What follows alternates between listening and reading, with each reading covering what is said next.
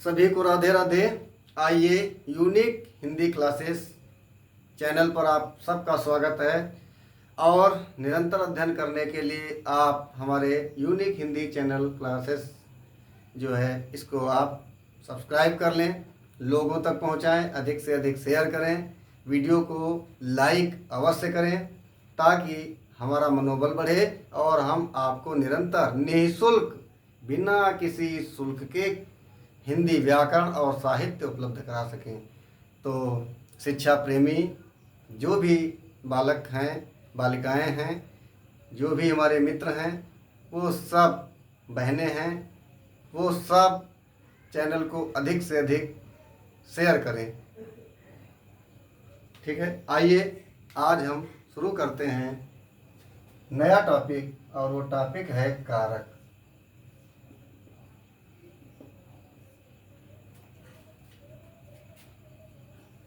कारक की बात करेंगे।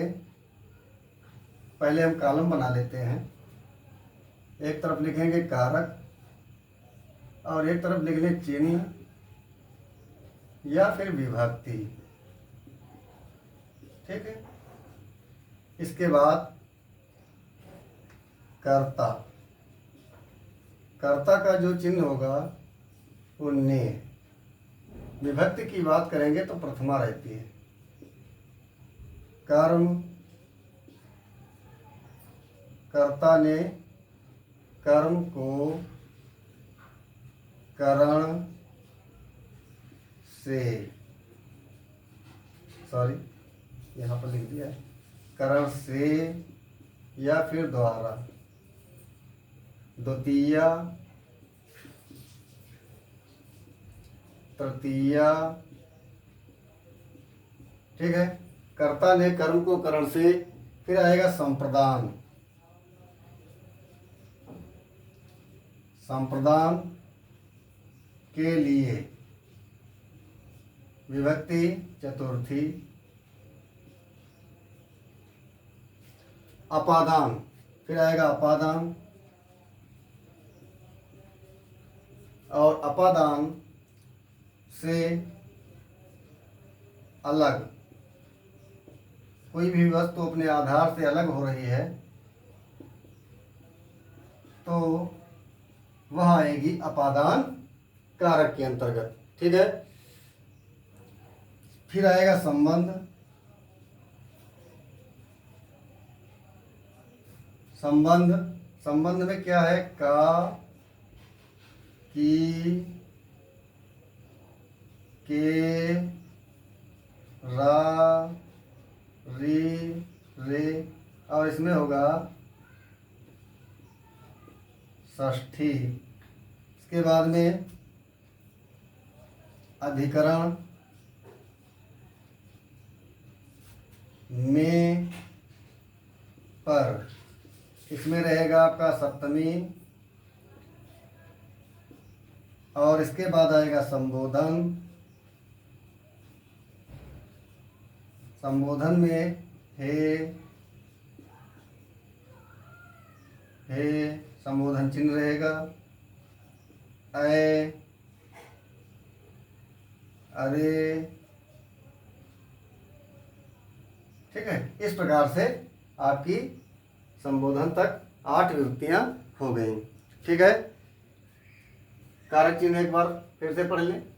कर्ता ने कर्म को करण से द्वारा, संप्रदान के लिए, अपादान से अलग, संबंध का, की, के, रारी, रे, अधिकरण में पर, संबोधन हे, ऐ, अरे, रे। इस प्रकार से आपके ये कारक चिन्ह हो गए।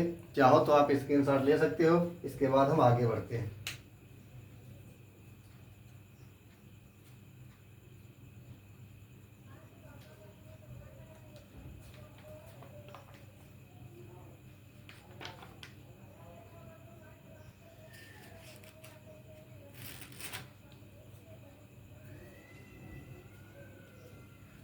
अब हम लोग आगे पढ़ेंगे सर्वनाम। क्या पढ़ेंगे?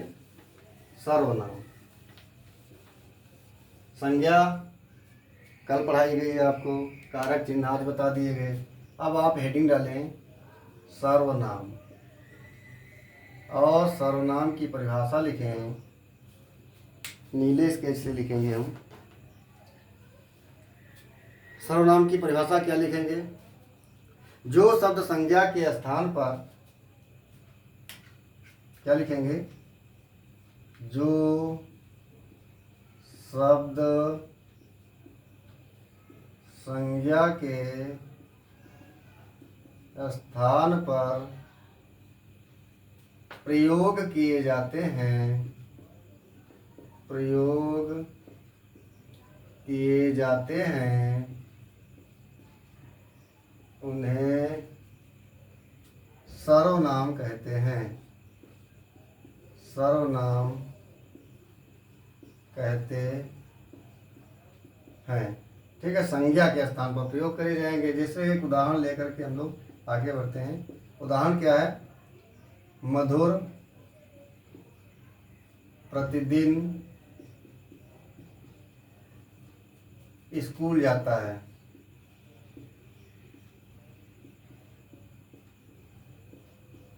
ठीक है, वह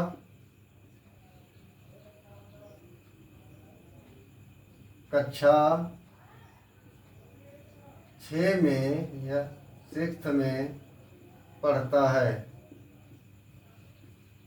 ठीक है, आप देख रहे हैं पहला जो हमारा वाक्य है वो मधुर प्रतिदिन स्कूल जाता है। अब दूसरा क्या है? वह कक्षा 6 में पढ़ता है या 6th में पढ़ता है। ठीक है, वह 6ठी कक्षा में पढ़ता है, 6वीं कक्षा में पढ़ता है।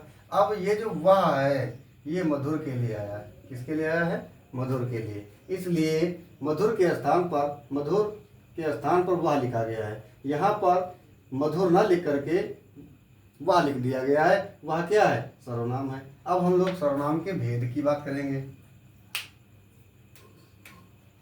सर्वनाम के भेद, सर्वनाम के भेद। चलो भाई, सर्वनाम के भेद की बात करो। अब आप देखेंगे सर्वनाम के भेद कितने हैं और कौन कौन से हैं। फिर आगे हम बात करेंगे। 1 2 3 4 5 और 6। कितने मिले आपको? सर्वनाम के भेद कितने हैं? सर्वनाम के 6 भेद हैं।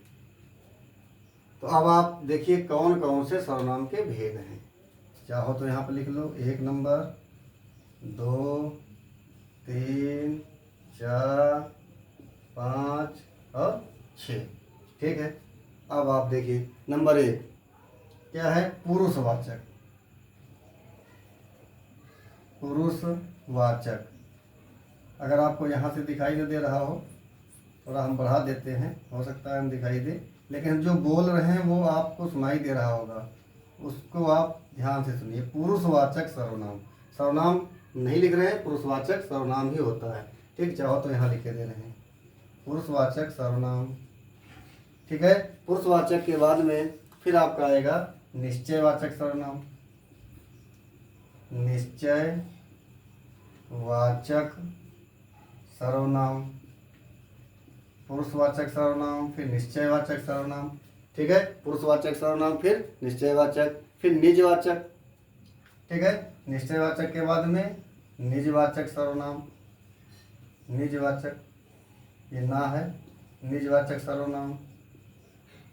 ठीक है, निजवाचक सर्वनाम। इसके बाद में क्या है? संबंधवाचक सर्वनाम। संबंधवाचक, संबंधवाचक सर्वनाम, संबंधवाचक सर्वनाम। ठीक है, संबंधवाचक सर्वनाम। फिर क्या है? अनिश्चयवाचक सर्वनाम। अनिश्चयवाचक सर्वनाम। और अनिश्चयवाचक के बाद में जो आएगा वो आपका होगा प्रश्नवाचक सर्वनाम। प्रश्नवाचक सर्वनाम। ठीक है, हो सकता है आपको जो हम लिख रहे हैं वो स्पष्ट न समझ में आ रहा हो, हमारा लेख अच्छा न लग रहा हो, लेकिन हम जो बोल रहे हैं उसको सुन करके आपको लिखना है। जो हम बोल रहे हैं उससे आपको लिखना है। पुरुषवाचक सर्वनाम, निश्चयवाचक सर्वनाम, निजवाचक सर्वनाम, संबंधवाचक सर्वनाम, अनिश्चयवाचक सर्वनाम और प्रश्नवाचक सर्वनाम। ठीक है, अब आप इसको लिख लें। इसके बाद हम आगे बढ़ते हैं और आपको बताते हैं पुरुषवाचक सर्वनाम क्या होते हैं, निश्चयवाचक सर्वनाम क्या होते हैं, निजवाचक, संबंधवाचक, अनिश्चयवाचक और प्रश्नवाचक सर्वनाम क्या होते हैं और इनके भेद कौन कौन से होते हैं। जल्दी से आप स्क्रीनशॉट ले लें।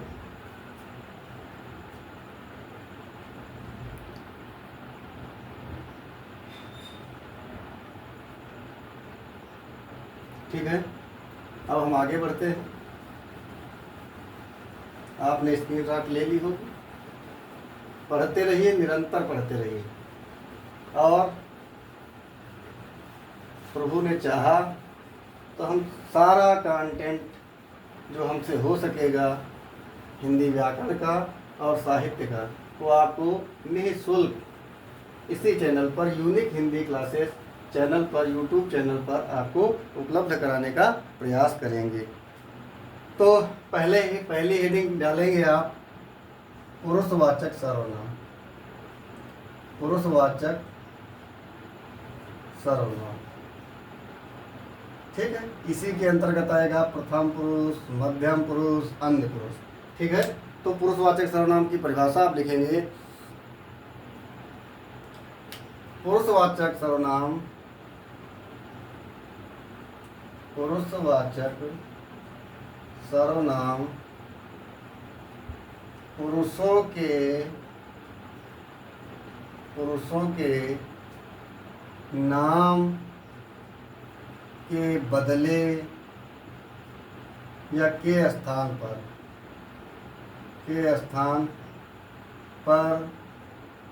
प्रयोग किए जाते हैं, प्रयोग किए जाते हैं। ठीक है, पुरुषवाचक सर्वनाम पुरुषों के नाम के बदले या के स्थान पर प्रयोग किए जाते हैं। अब जैसे कौन कौन से होते हैं, मैं, हम, तुम, वे, है ना, आदि आदि लिख देंगे, फिर अभी आपको विस्तार से बताते हैं। ठीक है, अब आप देखेंगे पुरुषवाचक सर्वनाम में पुरुष होते कितने हैं। तो पुरुष क्या है, पुरुष के भेद की बात कर लेंगे तो पहला भेद है, फिर दूसरा भेद है और तीसरा भेद है। तो ये होता है प्रथम पुरुष, मध्यम पुरुष और अन्य पुरुष। ठीक है, प्रथम पुरुष, मध्यम पुरुष और चाहो तो इसको उत्तम पुरुष लिख सकते हो। ठीक है, उत्तम पुरुष, मध्यम पुरुष और फिर क्या है, अन्य पुरुष। अच्छा, संस्कृत में जब आप जाएंगे, संस्कृत की बात कर लें। संस्कृत में क्या होता है, प्रथम पुरुष, मध्यम पुरुष और उत्तम पुरुष होता है। ठीक है, प्रथम पुरुष, मध्यम पुरुष और उत्तम पुरुष होता है। लेकिन हम हिंदी में जो आपको बता रहे हैं, हिंदी की बात पहले करेंगे। तो यहाँ प्रथम पुरुष को हम उत्तम पुरुष कह सकते हैं। चाहो तो आप प्रथम पुरुष ना लिखो, उत्तम पुरुष ही लिख लो, उत्तम पुरुष, मध्यम पुरुष, अन्य पुरुष। लेकिन संस्कृत में प्रथम पुरुष, मध्यम पुरुष और अन्य पुरुष।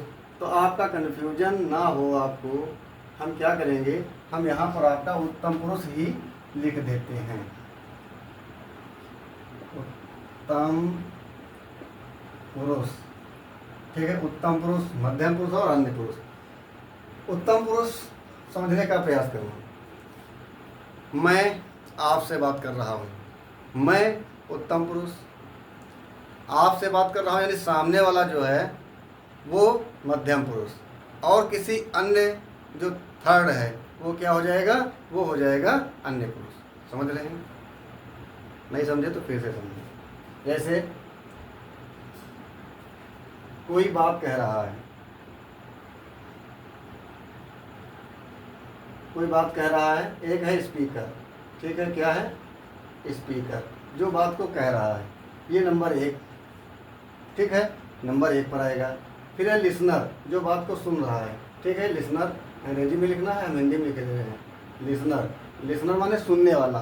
सुनने वाला ये है मध्यम पुरुष। ये क्या होगा? स्पीकर, जो बात को कह रहा है वो प्रथम पुरुष, जो बात सुन रहा है वो मध्यम पुरुष। और अगर किसी अन्य को संबोधित किया जा रहा है तो सीधे से अन्य पुरुष के अंतर्गत आ जाएगा। ठीक है, अभी आपको हम लिख कर समझा दे रहे हैं। प्रथम पुरुष में क्या आएगा? प्रथम पुरुष में जो है बोलने वाला जो वक्ता है, इंग्लिश कैसे रखते हैं हमने आपको समझा दिया है, लिखे हुए दे रहे हैं। बोलने वाला वक्ता, ठीक है, शॉर्टकट में लिख रहे हैं। बोलने वाला वक्ता उत्तम पुरुष में। अब जो बोल रहा है तो बोलता कौन है? मैं या हम? ठीक है, मैं या हम, कौन सा आएगा इसमें? मैं या हम। ठीक है, दो इसमें आपके उत्तम पुरुष में आ जाएंगे। फिर मध्यम पुरुष है सुनने वाला। मध्यम पुरुष क्या है? सुनने वाला, श्रोता। सुनने वाला, सुनने वाला कौन होता है? श्रोता होता है। ठीक है, श्रोता होता है जो सुन रहा है। सुनने वाला कौन है? तुम। कौन है? तुम, तू, तुम, आप। ठीक है, तो इसमें हम लिख देंगे तू, तुम, आप। ठीक है, ये थोड़ा सा सभ्यता सूचक शब्द है ना। और ये तो खड़ी भाषा में मतलब किसी को, सामने वाले को अगर तू कह दिया जाए तो अच्छा नहीं लगता है, लेकिन जब हम पढ़ा रहे हैं तो ये सामने वाला तू है। मतलब गुस्से में हम किसी को अगर कह रहे हैं, तू कह रहे हैं, ऐसे समझ लीजिए। लेकिन ये तो बोलने वाला हो गया, सुनने वाला हो गया। बोलने वाले में मैं, हम हो गए। सुनने वाले में तू, तुम, आप हो गए। अच्छा, अब जो अन्य पुरुष की बात की जाएगी, अन्य पुरुष में क्या है? अन्य पुरुष में क्या है? अन्य जिनके संबंध में बात की जाए। अन्य जिनके संबंध में बात की जाए। अच्छा, अन्य जिनके संबंध में बात की जाएगी वो क्या हो जाएंगे? वो हो जाएंगे, वो उसके अंतर्गत आपके जो आएंगे, यह है, ये हैं, वे हैं। ठीक है, यह, ये, वे और वह। ठीक, यह, ये, वे और वह। एक बार फिर से समझ लें। बोलने वाला उत्तम पुरुष, सुनने वाला मध्यम पुरुष, और जिसके बारे में बात कही जा रही हो वो अन्य पुरुष। ठीक, आगे बढ़ते हैं। स्क्रीनशॉट लेना चाहो ले लो। अब आएंगे निजवाचक सर्वनाम। ठीक है, निजवाचक सर्वनाम। हो सकता है आपको पंखे की आवाज़ थोड़ा सा सुनाई दे रही हो, क्योंकि अगर पंखा न चलाएं तो गर्मी भी बहुत लगेगी। ठीक है, इसके बाद में निजवाचक सर्वनाम, दूसरी हेडिंग डालेंगे आप। निज वाचक सर्वनाम। निज का मतलब निजी है ना, अपने लिए। जो सर्वनाम अपने लिए प्रयोग किया जा रहा हो। ठीक है,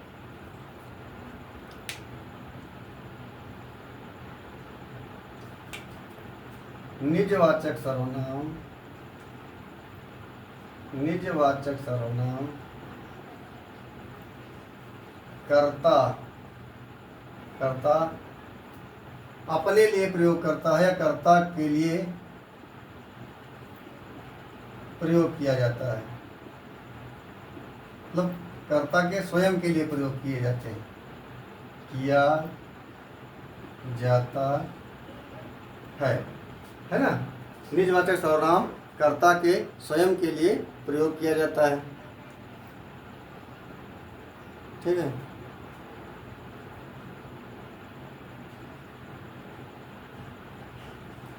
ठीक है,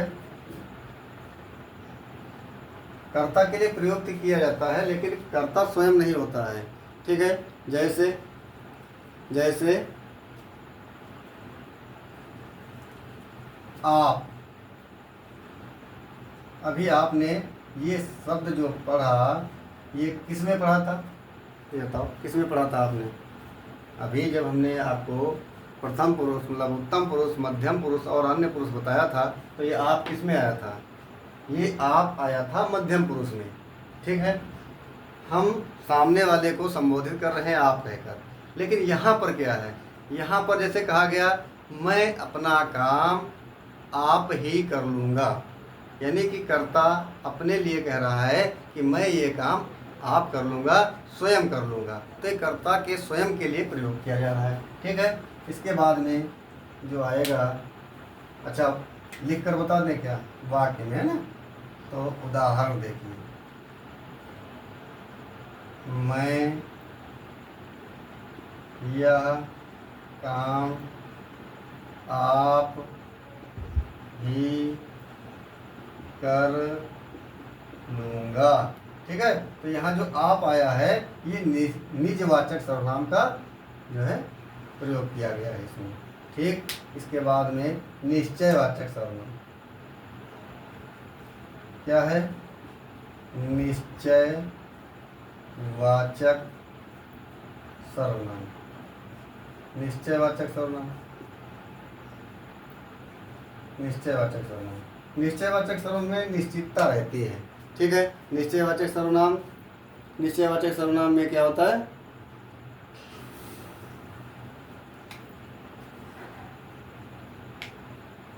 निश्चयवाचक सर्वनाम के अंतर्गत निश्चयवाचक सर्वनाम में पास या दूर,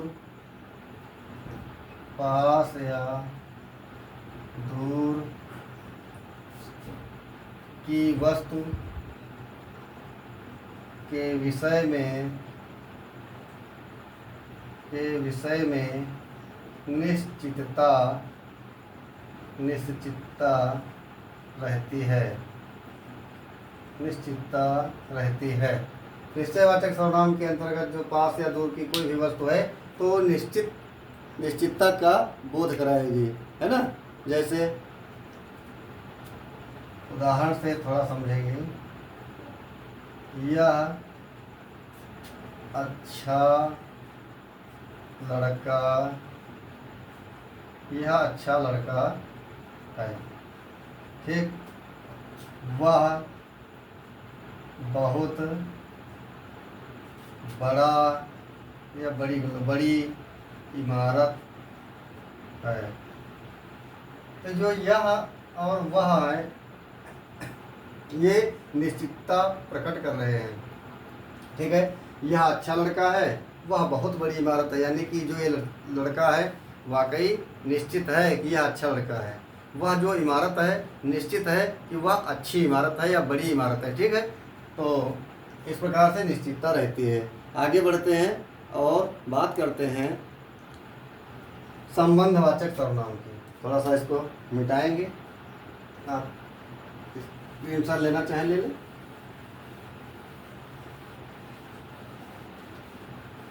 संबंधवाचक सर्वनाम, ठीक है, संबंधवाचक सर्वनाम,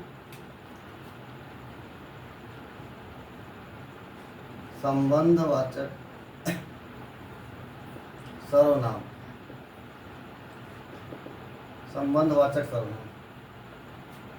संबंधवाचक सर्वनाम में क्या होता है?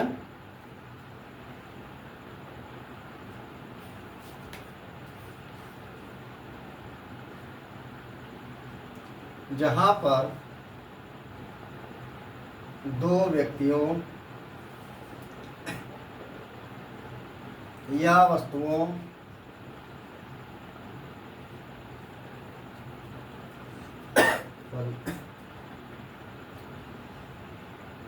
का पारस्परिक संबंध व्यक्त हो, वहां पर संबंधवाचक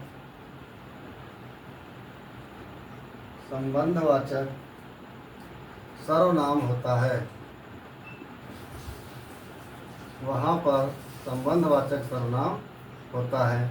जैसे उदाहरण की बात करेंगे, संबंधवाचक सर्वनाम जैसे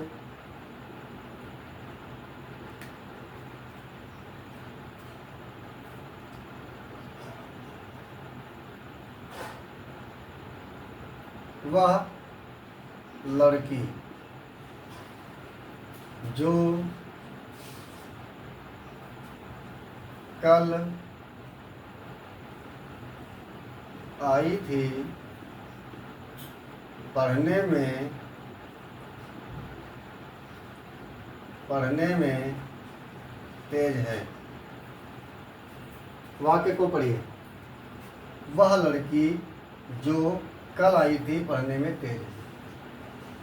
संबंध बताया जा रहा है, वह लड़की जो कल आई थी पढ़ने में तेज है। ठीक है, इस प्रकार से आपने देखा कि संबंधवाचक। इसके बाद में क्या है, अनिश्चयवाचक सर्वनाम। ये अनिश्चयवाचक सर्वनाम, अनिश्चयवाचक सर्वनाम, अनिश्चयवाचक सर्वनाम।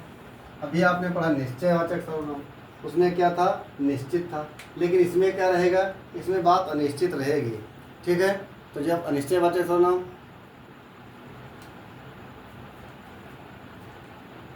जो सर्वनाम किसी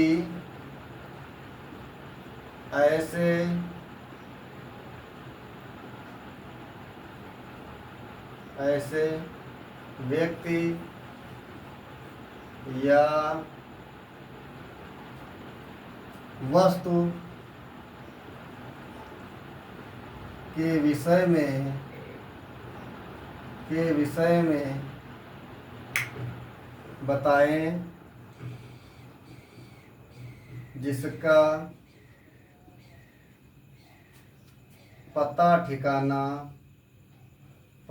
या ठिकाना निश्चित ना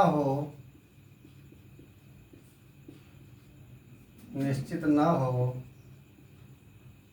अनिश्चयवाचक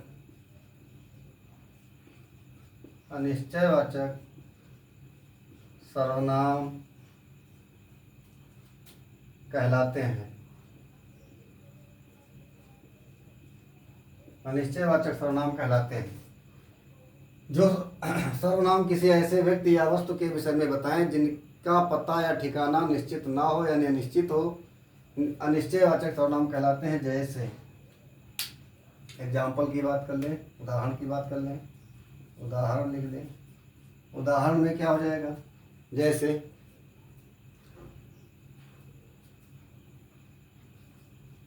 कोई आया था, तो यहाँ पर जो कोई है ये अनिश्चयवाचक सर्वनाम है। कोई आया था, पता नहीं कौन आया था, है ना, कोई आया था, तो ये अनिश्चयवाचक सर्वनाम है। जैसे कुछ मदद कर दो, कुछ मदद कर दीजिए। अब यहाँ पर कुछ जो है स्पष्ट नहीं हो पा रहा है, क्या मदद करनी है, कितनी मदद करनी है, कुछ मदद कर दीजिए, है ना। तो ये जो कुछ है ये अनिश्चय प्रकट कर रहा है। आगे हम लोग बढ़ेंगे और देखेंगे अंतिम जो है हमारा सर्वनाम वो है प्रश्नवाचक सर्वनाम। क्या है, प्रश्नवाचक सर्वनाम। प्रश्नवाचक सर्वनाम जैसा कि नाम से स्पष्ट हो रहा है, प्रश्न है ना, प्रश्न किया जा रहा है, इसमें जो रहेगा वो प्रश्नवाचक शब्द आते रहेंगे, है ना, प्रश्नवाचक शब्द आएंगे, प्रश्नवाचक। तो 6 नंबर पर आपका हो जाएगा प्रश्नवाचक सर्वनाम। प्रश्नवाचक सर्वनाम में, है ना, प्रश्नवाचक सर्वनाम में क्या होता है, जिस सर्वनाम से प्रश्न का प्रश्न का बोध हो वह प्रश्नवाचक सर्वनाम कहलाता है। प्रश्नवाचक सर्वनाम कहलाता है। वह प्रश्नवाचक सर्वनाम कहलाता है ना। आप जैसे एग्जाम्पल की बात कर लें, उदाहरण, यहाँ कौन है। यहाँ कौन है, तो कौन क्या है, प्रश्नवाचक सर्वनाम है। यह कैसे हुआ, यह कैसे हुआ, कैसे क्या है, प्रश्नवाचक सर्वनाम है। ठीक है। वह क्या चाहता है, वह क्या चाहता है, तो जो क्या है वो है आपका प्रश्नवाचक सर्वनाम। देखिए इस प्रकार से आपने कारक चिन्ह और सर्वनाम पढ़े।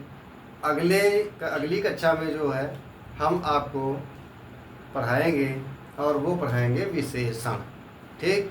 और अगर कक्षा बहुत ज़्यादा लंबी नहीं हुई तो विशेषण के बाद भी कोई अन्य टॉपिक लिया जाएगा। इसलिए निरंतर आप बने रहिए कक्षा में और वीडियो को लाइक अवश्य करें, शेयर करें ताकि सब लोगों का फ़ायदा हो सके। चैनल को सब्सक्राइब अवश्य कर लें। जय हिंद, जय भारत।